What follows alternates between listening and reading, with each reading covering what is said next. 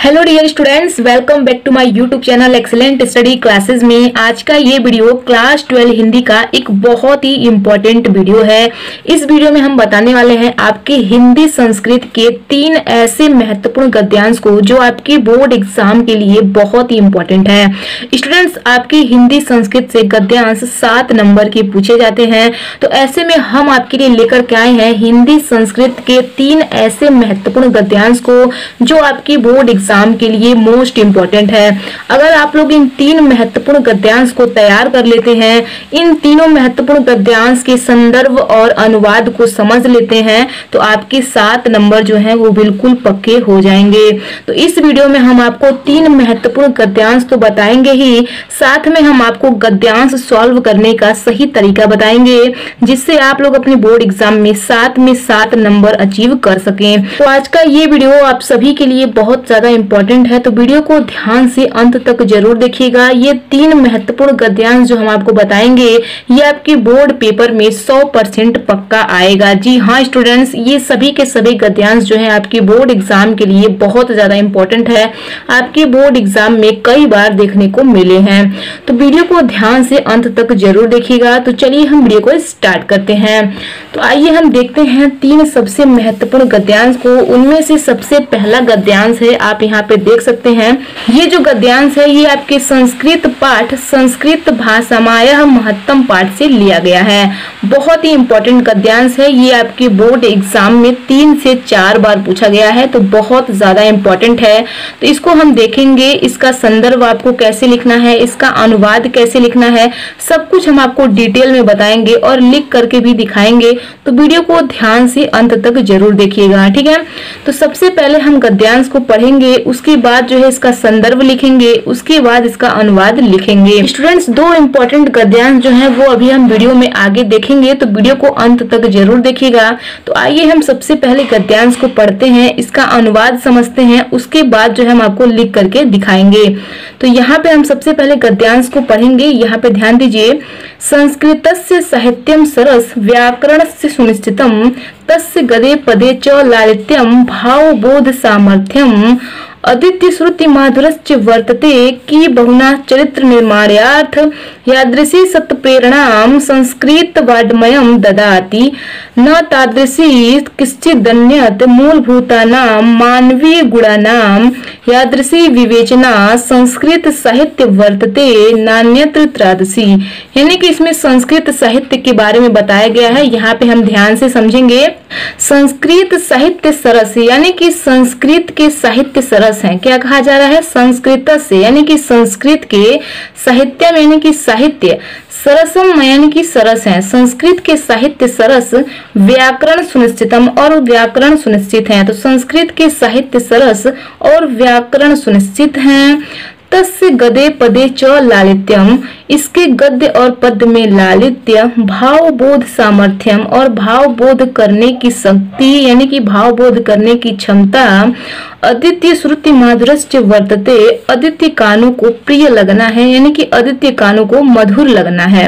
क्या कहा जा रहा है? तस्य गदे पदे च लालित्यम, इसके गद्य और पद में लालित्य, भावबोध सामर्थ्यम यानी कि भावबोध करने की शक्ति, भावबोध करने की क्षमता, अदित्य श्रुति माधुरश्च वर्तते, अदित्य कानों को प्रिय लगना है। तो इसके गद्य और पद में लालित्य, भावबोध करने की शक्ति, अदित्य कानों को प्रिय लगना है। आगे ध्यान दीजिए, की बहुना और अधिक क्या कहें, चरित्र निर्माणार्थ यानी कि चरित्र निर्माण के लिए, यादृशी सत्प्रेरणा, जैसी सत्प्रेरणा संस्कृत वाड्मयम ददाति, संस्कृत साहित्य देता है, न तादृशी किसी दनियत, वैसी प्रेरणा अन्य कोई नहीं देता है। यानी कि कहा जा रहा है कि और अधिक क्या कहें, चरित्र निर्माण के लिए जैसी सत्प्रेरणा संस्कृत साहित्य देता है, वैसी प्रेरणा अन्य कोई साहित्य नहीं देता है। आगे ध्यान दीजिए, मूलभूतानां मानवीय गुणानां यादृशी विवेचना संस्कृत साहित्य वर्तते, यानी कि मूलभूत मानवीय गुणों की जैसी विवेचना संस्कृत साहित्य में मिलता है, नान्यत त्रादसी वैसा अन्य कहीं नहीं मिलता है। यानी कि मूलभूत मानवीय गुणों की जैसी विवेचना संस्कृत साहित्य में मिलता है, वैसा अन्य कहीं नहीं मिलता है। ठीक है, तो ये है आपकी गद्यांश का अनुवाद। आई होप आप लोगों को समझ में आ रहा होगा। तो अब चलिए इसका हम संदर्भ आपको लिख करके दिखाते हैं, उसके बाद इसका अनुवाद भी लिख करके दिखाते हैं। तो किस तरीके से आप अपने बोर्ड एग्जाम में लिखेंगे, आइए हम आपको लिख करके दिखाते हैं। तो सबसे पहले क्या करना है, आपको क्वेश्चन नंबर डालना है। आप अपने बोर्ड एग्जाम में सबसे पहले क्वेश्चन नंबर डालेंगे। जिस भी प्रश्न संख्या पर दिया रहेगा आपको वो प्रश्न संख्या डालना है। स्टूडेंट्स एक बात ध्यान दीजिए, आपके बोर्ड एग्जाम में गद्यांश जो है वो 2 देखने को मिलेंगे। संस्कृत से आपको गद्यांश 2 देखने को मिलेंगे, जिसमें से आपको एक ही करना होगा। एक अगर आप सॉल्व करेंगे तो आपको 7 नंबर दिए जाएंगे। तो दोनों में से किसी एक को ही आपको सॉल्व करना होता है। तो सबसे पहले यहाँ पे आप क्वेश्चन नंबर डालेंगे, उसके बाद जो है उत्तर डालेंगे। तो मैं यहाँ पे क्वेश्चन नहीं डालूंगी, मैं यहाँ पे सीधे आपको उत्तर लिख करके दिखाती हूँ। तो यहाँ पे आपको उत्तर डालना है ब्लैक पेन से, और यहाँ पे आपको कैसे लिखना है यहाँ पे ध्यान दीजिए। जो भी गद्यांश आप सॉल्व करेंगे, आपको 2 गद्यांश दिए रहेंगे, दोनों में से आप जो भी सॉल्व करेंगे उसकी जो पहली पंक्ति होगी, जैसे कि ये जो आपको गद्यांश दिया गया है, इसमें जो पहली पंक्ति है इसमें से आपको 1-2 शब्द उठाने हैं, और इसमें से जो लास्ट वाली पंक्ति है इसमें से आपको 1-2 शब्द उठाने हैं, और कुछ इस प्रकार से लिखना है। यहाँ पे आप ध्यान देंगे, इसमें आपको लिखना है संस्कृतस्य, एक अच्छी राइटिंग में लिखना है, सुंदर तरीके से। ठीक है, साहित्यम, उसके बाद ऐसे ऐसे डैश करना है। ठीक है, डैश करके जो लास्ट वाली पंक्ति है, यहाँ पे आप देख सकते हैं, ये जो लास्ट वाली पंक्ति है इसमें से आपको 2 शब्द या फिर 1 शब्द उठाने हैं और लिख देने हैं।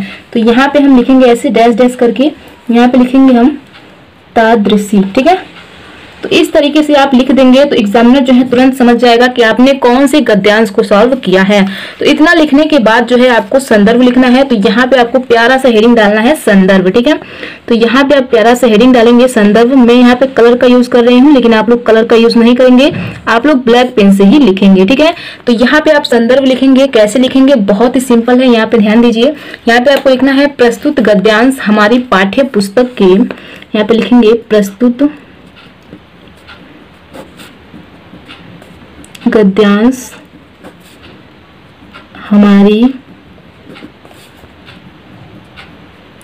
पाठ्य पुस्तक के संस्कृत भाग में, यहाँ पे आपको ब्लैक पेन से लिखना है संस्कृत भाग, इस तरीके से इन्वर्टेड कामा में बंद कर देना है, संस्कृत भाग में संकलित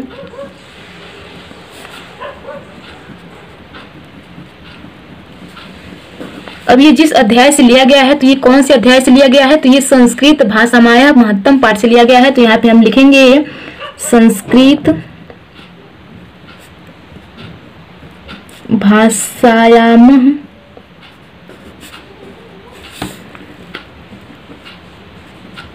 महत्तम पाठ से लिया गया है, नामक पाठ से लिया गया है। तो इस तरीके से आपको एक अच्छी हैंडराइटिंग में लिखना है। मैं थोड़ा कम अच्छा लिख रही हूँ, लेकिन आप लोग इससे भी अच्छा लिखने का प्रयास कीजिएगा। तो इस तरीके से आपको संदर्भ लिखना है। जैसे ही आप इतना संदर्भ लिखते हैं तो आपके 2 नंबर जो है वो बिल्कुल पक्के हो जाएंगे। संदर्भ जो है आपको 2 नंबर का ही मिलता है लिखने के लिए, तो संदर्भ के आपको 2 ही नंबर मिलेंगे। 5 नंबर जो होता है वो अनुवाद के लिए होता है। तो यहाँ पे मैंने अनुवाद जो है लिख करके पहले से रख लिया है। अगर मैं आपके साथ लिखती तो वीडियो थोड़ी सी लंबी हो सकती थी, इसलिए मैंने पहले से ही अनुवाद लिख लिया है। मैंने आपको डिटेल में समझा दिया था उसका अनुवाद। आई होप आप लोगों को समझ में आ गया होगा। तो यहाँ पे मैंने लिख दिया है, आप देख सकते हैं। संस्कृत का साहित्य सरस और व्याकरण सुनिश्चित है। इसके गद्य और पद्य में लालित्य भावबोध करने की शक्ति अद्वितीय कानों को प्रिय लगना है। और अधिक क्या कहें, चरित्र निर्माण के लिए जैसी सत प्रेरणा संस्कृत का साहित्य देता है, वैसी प्रेरणा अन्य कोई साहित्य नहीं देता है। मूलभूत मानवीय गुणों की जैसी विवेचना संस्कृत साहित्य में मिलता है, वैसा अन्य कहीं नहीं मिलता है। तो इस तरीके से आपको अनुवाद लिखना होता है। बहुत ही सिंपल है, मैंने आपको बहुत ही आसान तरीके से बताया है। आई होप आप लोगों को समझ में आ गया होगा। तो जैसे ही आप इतना अनुवाद लिखते हैं, आपके 5 नंबर जो है वो बिल्कुल पक्के हो जाएंगे। तो आपका संदर्भ जो है वो 2 नंबर का पूछा जाता है और अनुवाद जो है वो 5 नंबर का पूछा जाता है। तो कुल मिला के जो है ये आपके 7 नंबर के होते हैं। तो इस तरीके से अगर आप लिखते हैं तो आपको पूरे के पूरे 7 नंबर दिए जाएंगे। ये है संदर्भ लिखने का सही तरीका। यदि आप इस प्रकार से लिखते हैं तो आपको पूरे के पूरे 7 नंबर दिए जाएंगे। तो आई होप आप लोग फाइनली समझ गए होंगे कि आप लोग संस्कृत में संदर्भ कैसे लिखेंगे। तो आई होप आप लोगों को समझ में आ गया होगा। तो बहुत ही इंपॉर्टेंट गद्यांश है, इसे आप लोग अभी तैयार कर लीजिए।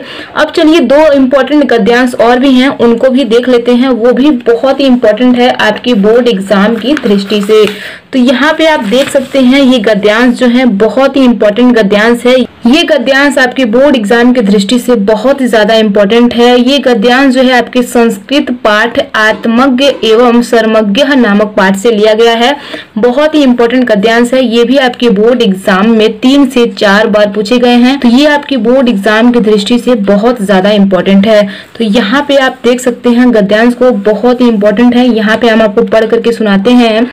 याज्ञवल्क्य उवाच न वा अरे मैत्रेयी पत्युः कमाय पतिः प्रियो भवति आत्मनस्तु वै कमाय पतिः प्रियो भवति न वा अरे जयाया कमाय जाया प्रिय भवति आत्मनस्तु वै कामाय जाया प्रिय भवति न वा अरे पुत्रस्य वित्तस्य च कामाय पुत्रो वित्तं वा प्रियं भवति आत्मनस्तु वै कामाय पुत्रो वित्तं वा या प्रियं भवति न वा अरे सर्वस्य कामाय सर्व प्रियम भवति आत्मनस्तु वै कामाय सर्व प्रियम भवति। तो आप यहाँ पे देख सकते हैं ये आपके आत्मज्ञ एवं सर्वज्ञ नामक पाठ से लिया गया है। यानी कि आपके संस्कृत में जो चैप्टर है आत्मज्ञ एवं सर्वज्ञ, उसी पाठ से ये गद्यांश लिया गया है। ये गद्यांश जो है आपके बोर्ड एग्जाम में कई बार देखने को मिले हैं, तो बहुत ज्यादा इंपॉर्टेंट है। अब नेक्स्ट गद्यांश भी देख लेते हैं। ये गद्यांश भी बहुत ज्यादा इंपॉर्टेंट है, आपके बोर्ड एग्जाम में ये भी कई बार देखने को मिले हैं। तो ये गद्यांश आपके संस्कृत पाठ जो है पंचशील सिद्धांता, उस पाठ से लिया गया है। बहुत इंपॉर्टेंट गद्यांश है। आप यहाँ पे देख सकते हैं ये आपके बोर्ड एग्जाम में कई बार देखने को मिले हैं। तो बहुत ही इंपॉर्टेंट गद्यांश है। ये तीनों के तीनों गद्यांश जो है आपके बोर्ड एग्जाम के लिए मोस्ट इंपॉर्टेंट है।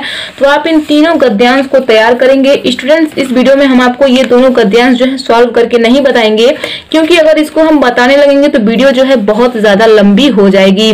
तो इस वीडियो में हम आपको ये गद्यांश नहीं बताएंगे। अगर आप लोग चाहते हैं कि इन दोनों गद्यांश पर हम वीडियो बनाएं, इन दोनों गद्यांश को सॉल्व करके बताएं आप लोगों को कि आप लोग कैसे अपने बोर्ड एग्जाम में लिखेंगे, तो आप लोग हमें नीचे कमेंट बॉक्स में कमेंट करके बता सकते हैं। हम आपको इस पर भी वीडियो जल्द ही प्रोवाइड करने का प्रयास करेंगे। तो बहुत ही इंपॉर्टेंट गद्यांश है। आप इन तीनों गद्यांश को तैयार करके अपने बोर्ड एग्जाम में जाइए। आपका पेपर 22 फरवरी को है। आपको इन्हीं में से आपको गद्यांश अपने बोर्ड एग्जाम में देखने को मिलेंगे 22 फरवरी को। तो इन तीनों गद्यांश को तैयार कर लीजिए, बहुत ही इंपॉर्टेंट है। आपके 7 नंबर जो है वो बिल्कुल पक्के हो जाएंगे। आई होप ये वीडियो आपके लिए हेल्पफुल रही होगी। तो वीडियो पसंद आई हो तो वीडियो को लाइक कर दीजिए। एंड चैनल पर नए हैं, चैनल को अभी तक सब्सक्राइब नहीं किए हैं तो चैनल को सब्सक्राइब करके बेल आइकन को प्रेस कर दीजिए। स्टूडेंट्स, अगर आप लोग इसका पीडीएफ डाउनलोड करना चाहते हैं तो इसका पीडीएफ हम टेलीग्राम पे दे देंगे। अगर आप लोग टेलीग्राम से नहीं जुड़े हैं तो टेलीग्राम से जुड़ जाइए। टेलीग्राम का लिंक नीचे वीडियो के डिस्क्रिप्शन में दिया गया है। तो करते रहिए अपनी तैयारी बेहतरीन तरीके से। हम मिलते हैं नेक्स्ट वीडियो में नेक्स्ट टॉपिक के साथ। तो आज के लिए इतना ही। जय हिंद, जय भारत।